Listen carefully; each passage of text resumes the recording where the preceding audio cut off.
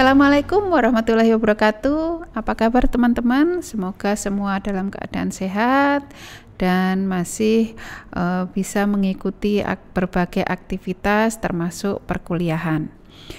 Di mata kuliah Manajemen SDM 2 masih bersama saya Bu Kade dengan materi kita berikutnya, yaitu hubungan industrial.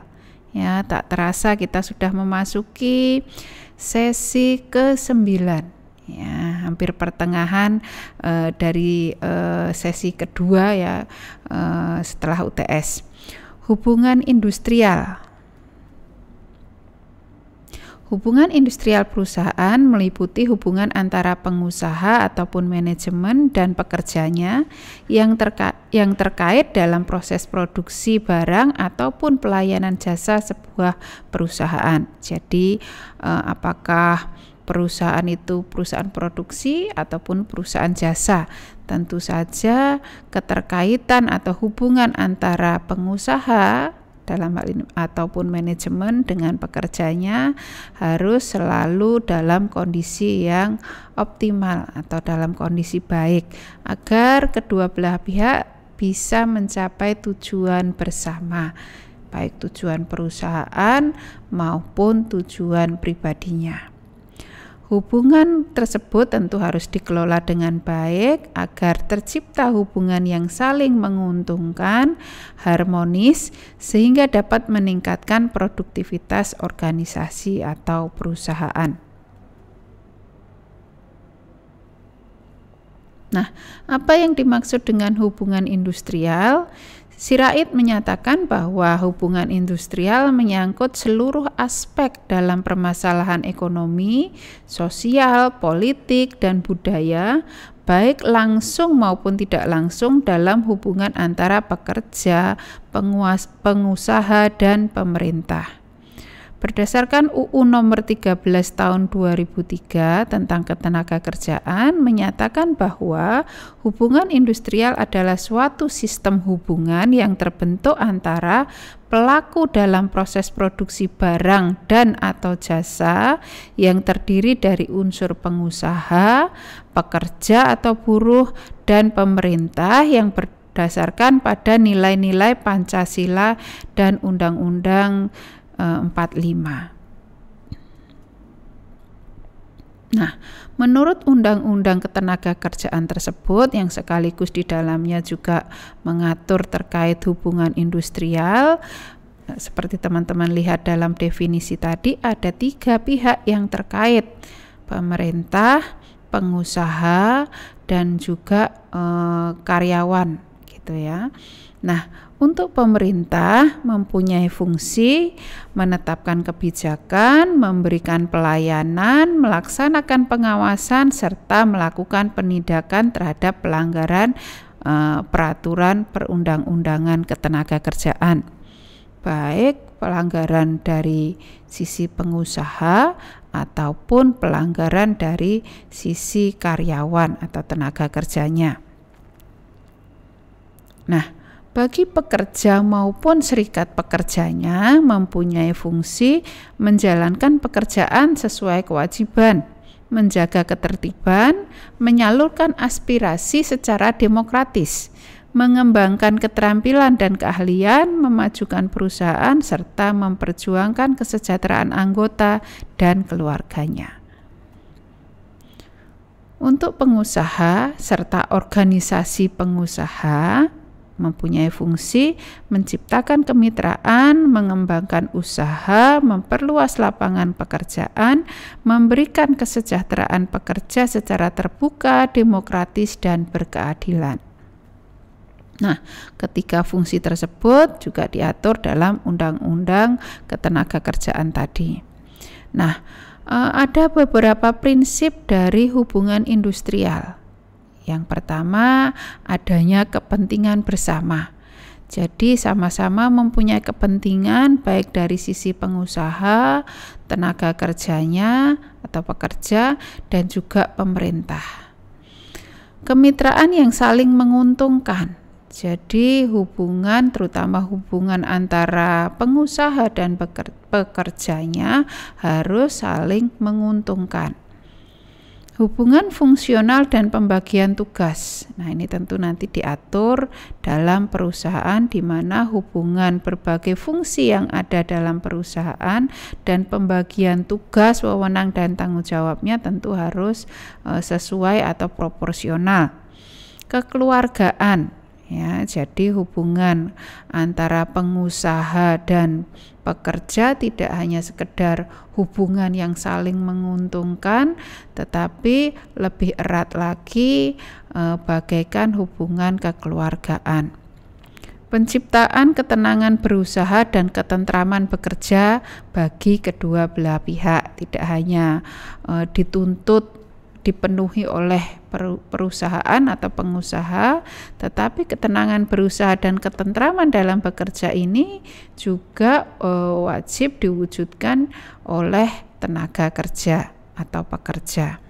Peningkatan produktivitas, ya tentu saja ini menyangkut kedua belah pihak, ya, baik pengusaha maupun pekerjanya, serta peningkatan kesejahteraan bersama. Jadi sama-sama mencapai tujuan yang diinginkan, baik dari sisi pengusaha maupun dari sisi pekerja. Nah, ada beberapa sarana dari hubungan industrial ini, ya. Yang pertama kita lihat serikat buruh.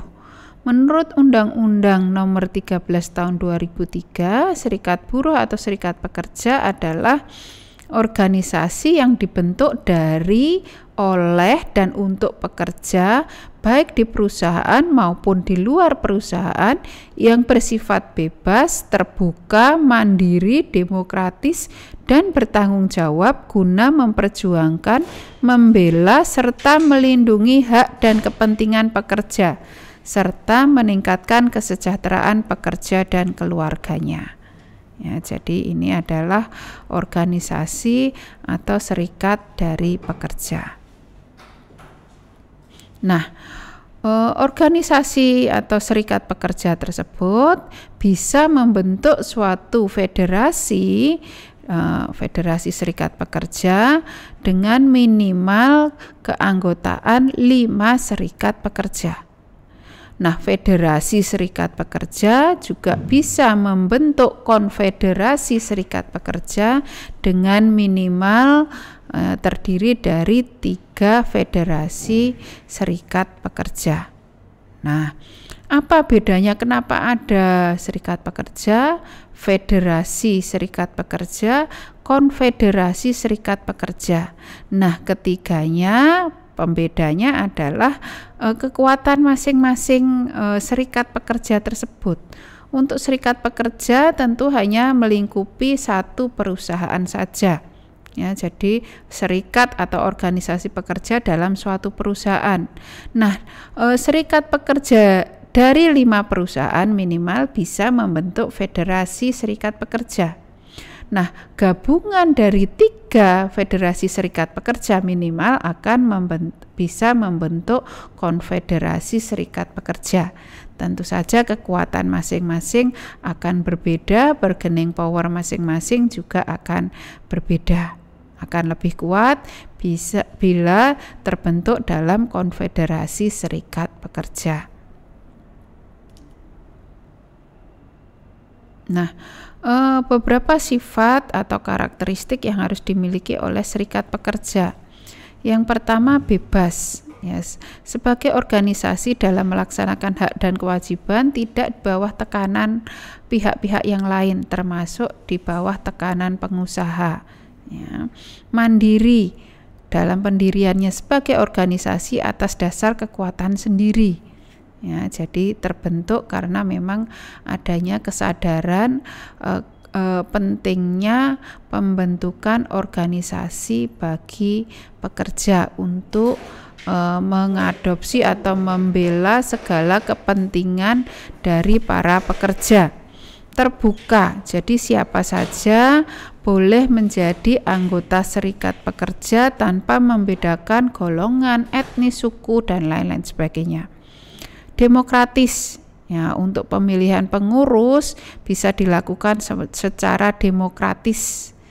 Bertanggung jawab artinya keberadaan atau terbentuknya organisasi tersebut bertanggung jawab pada anggotanya, yaitu masyarakat, pekerja, juga pada masyarakat dan negara.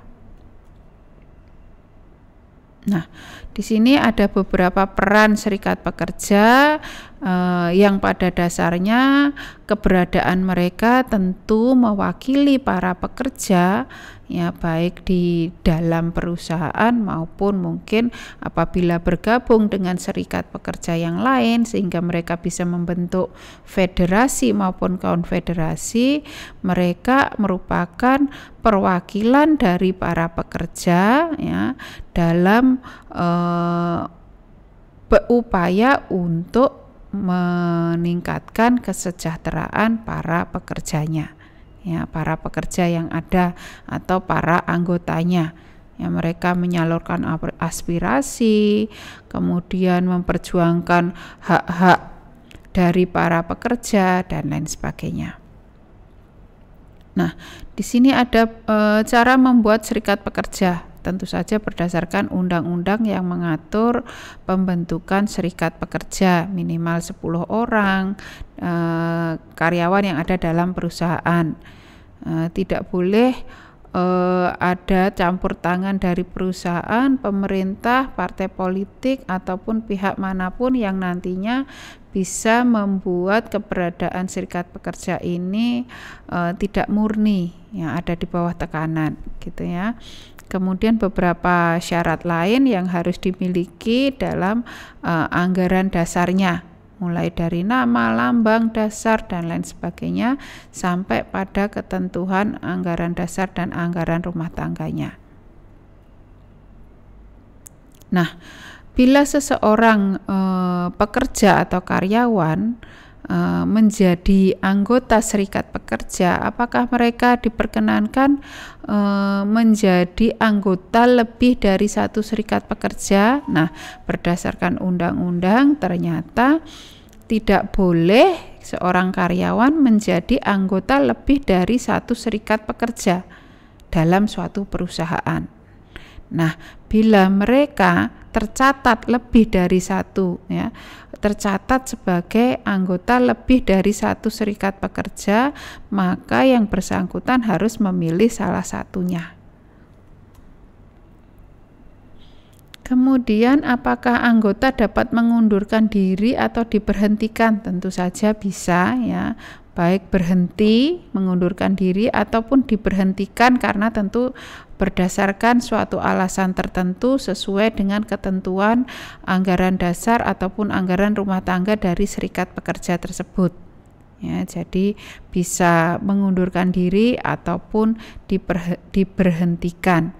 Tetapi tentu saja yang bersangkutan tetap harus bertanggung jawab atas kewajiban yang belum dipenuhi terhadap serikat pekerjanya.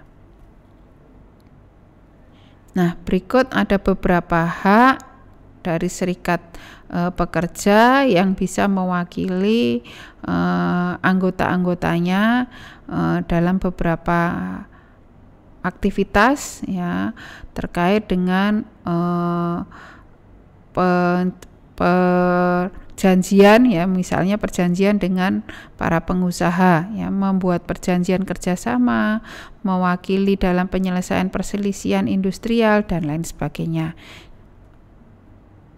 Nah, demikian juga kewajiban serikat pekerja, ya, melindungi, membela anggota, memperjuangkan kesejahteraan, bertanggung jawab sesuai dengan AD dan ART-nya. Nah, itu dari sisi pekerja, di mana mereka bisa mempunyai serikat pekerja. Kemudian demikian juga dari sisi pengusaha, ya, ada juga organisasi dari pengusaha. Di Indonesia kita kenal dengan APindo, Asosiasi Pengusaha Indonesia, yang merupakan lembaga yang dibentuk untuk mengatur dan memajukan kepentingan bersama, kepentingan kolektif dari pengusaha. Ya, jadi pengusaha pun bisa membentuk asosiasi ya atau perkumpulan pengusaha yang tentu saja akan melindungi berbagai kepentingan maupun tujuan yang ingin dicapai oleh pengusaha, anggota-anggota dari asosiasi tersebut.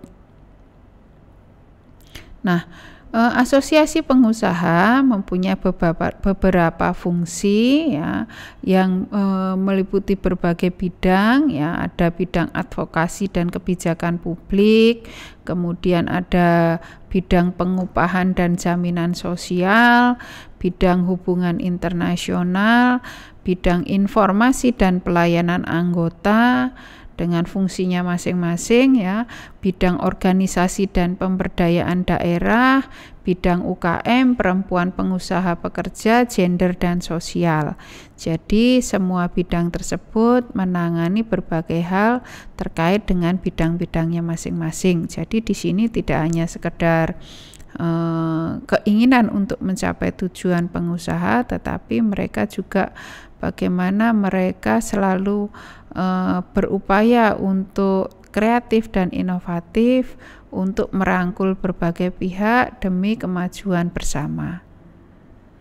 Nah, kemudian selain organisasi pekerja, organisasi pengusaha, ada yang disebut dengan lembaga kerjasama bipartit, di mana lembaga ini dibentuk dalam perusahaan yang anggotanya terdiri dari unsur pengusaha maupun pekerja.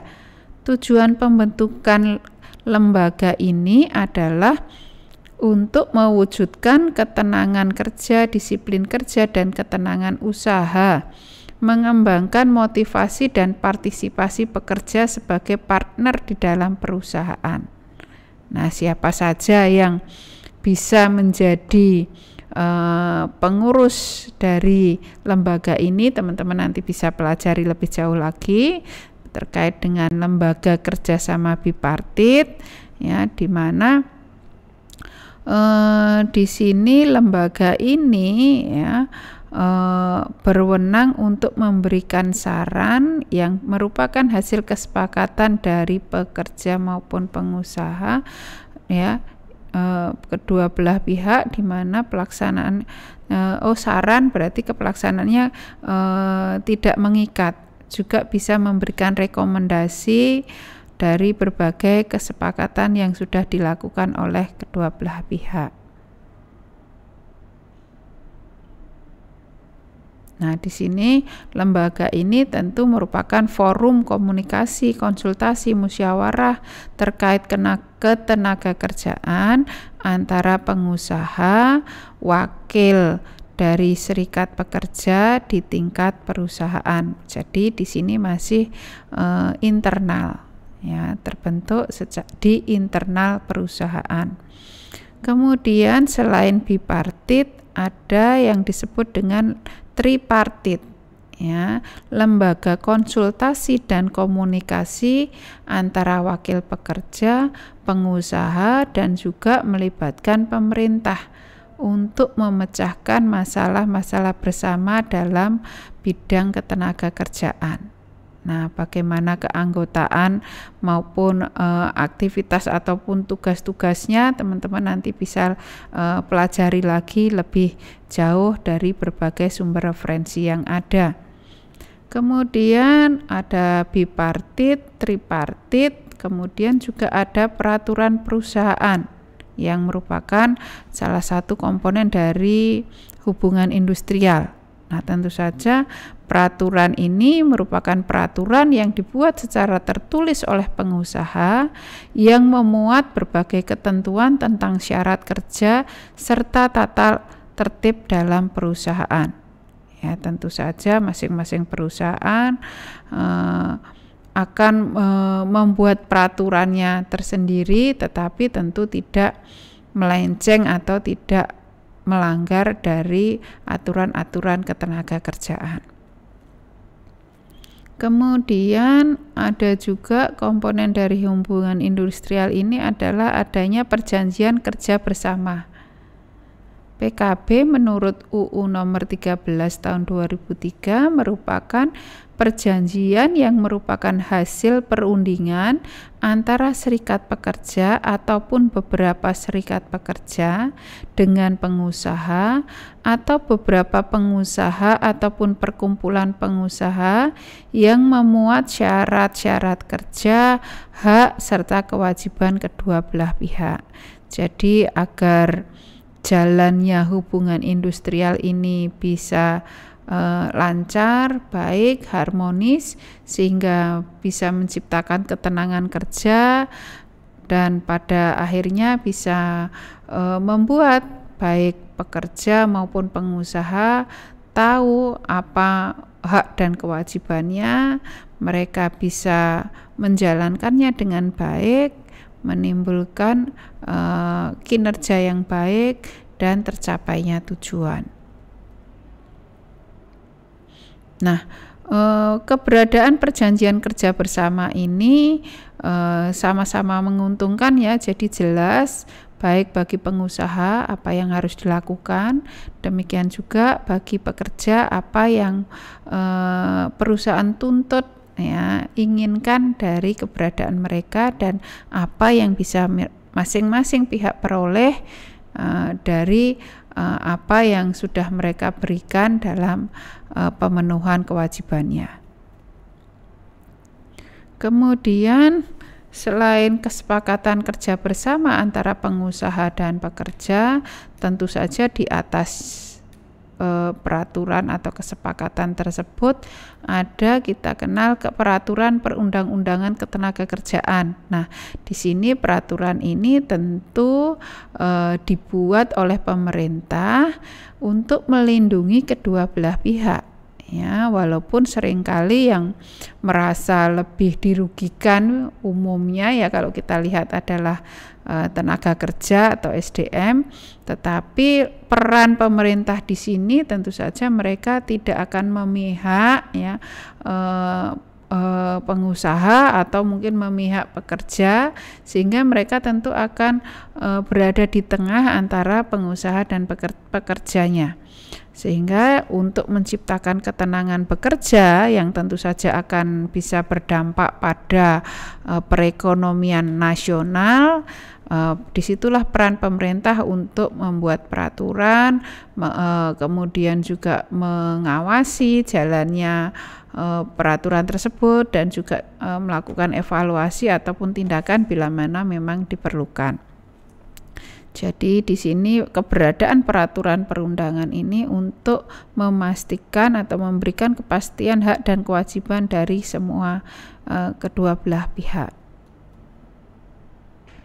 Nah, selain peraturan perundangan, ada juga lembaga penyelesaian perselisihan hubungan industrial, di mana lembaga ini diberikan tugas untuk menyelesaikan perselisihan industrial ya yang terjadi antara perusahaan atau pengusaha maupun pekerjanya. Tentu saja lembaga ini dibentuk berdasarkan peraturan perundangan yang berlaku dengan tugas, wewenang maupun tanggung jawab juga sesuai dengan peraturan yang berlaku. Ya, untuk membantu penyelesaian perselisihan industrial bila mana tidak bisa diselesaikan ya dalam lembaga bipartit, tripartit. Nah, kalau memang tidak bisa mungkin meningkat ke lembaga penyelesaian perselisihan hubungan industrial.